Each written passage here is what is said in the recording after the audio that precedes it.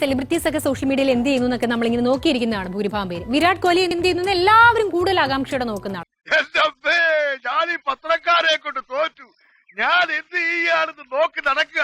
അവന്മാര് പത്രത്തിലിടാ.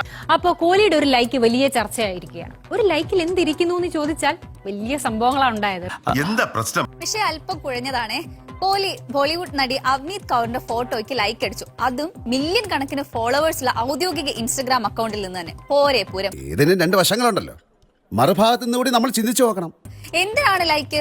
ലൈക്കിന് പിന്നിലെ സത്യമെന്ന് ചോദ്യമായി ബഹളമായി. ആരാധകരും സോഷ്യൽ മീഡിയ ലോകവും സംഗതി അങ്ങ് തകർത്താഘോഷിച്ചു.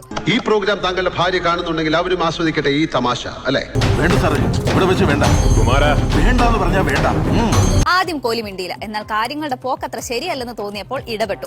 ഇൻസ്റ്റഗ്രാമിൽ തന്നെ നേരിട്ട് വിശദീകരണവുമായി എത്തി. ആ ലൈക്കിന് പിന്നിൽ താനല്ല, സാങ്കേതിക പ്രശ്നമാണ് കാരണമെന്ന് കോഹ്ലി. അതായത് നമ്മൾ കൈതട്ടി മിസ് കോൾ പഠിക്കുന്നത് പോലെ. പക്ഷെ അതുകൊണ്ടൊന്നും ബഹളം അടങ്ങിയില്ല. ചർച്ച പിന്നെയും പിടിവിട്ടു. അതോടെ ആകെ ലൈക്ക് കോഹ്ലി അങ്ങ് പിൻവലിച്ചു. ഞാൻ ഏതായാലും മൂകാംബിക വരെ ഒന്ന് പോവുക.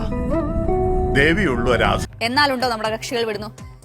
ഗത്യന്തരമില്ലാതെ കോഹ്ലി വീണ്ടും പ്രത്യക്ഷപ്പെട്ടു. ഇത്തവണ വിശദമായായിരുന്നു മറുപടി. തന്റെ ഇൻസ്റ്റഗ്രാം ഫീഡ് വൃത്തിയാക്കുന്നതിനിടെ അൽഗോരിതത്തിൽ വന്ന പിഴവ് നിമിത്തമാകാം ലൈക്ക് വീണതെന്നതാണ് ഒടുവിൽ വിശദീകരിച്ചത്. കാള പറ്റുമെന്ന് കേൾക്കുമ്പോ കുഞ്ഞുടുപ്പും ബേബി സോപ്പും മേടിക്കാൻ ഓടുന്ന വക്കീല് നല്ല പണിയാ കൊടുത്ത അല്ലങ്ങളെ. ലൈക്ക് ചെയ്തതിൽ മറ്റുദ്ദേശങ്ങൾ ഇല്ലെന്നു കൂടി പറയേണ്ടി വന്നു. അനാവശ്യങ്ങളൊന്നും പ്രചരിപ്പിക്കരുത് എന്നും കോഹ്ലിയുടെ അഭ്യർത്ഥന. ഈ കുടുംബം എന്ന് പറയുന്നത് പൂത്ത് തളിർത്ത് നിൽക്കുന്ന ഒരു വൃക്ഷമാണ്. ശ്രദ്ധക്കുറവുണ്ട്. അതിന്റെ ഒരു ചില്ല പോലും ഓടിയരുത്. ഓടിയാൻ നമ്മൾ സമ്മതിക്കരുത്. വാ, നമുക്കൊന്ന് ട്രൈ ചെയ്ത് നോക്കാം. കം.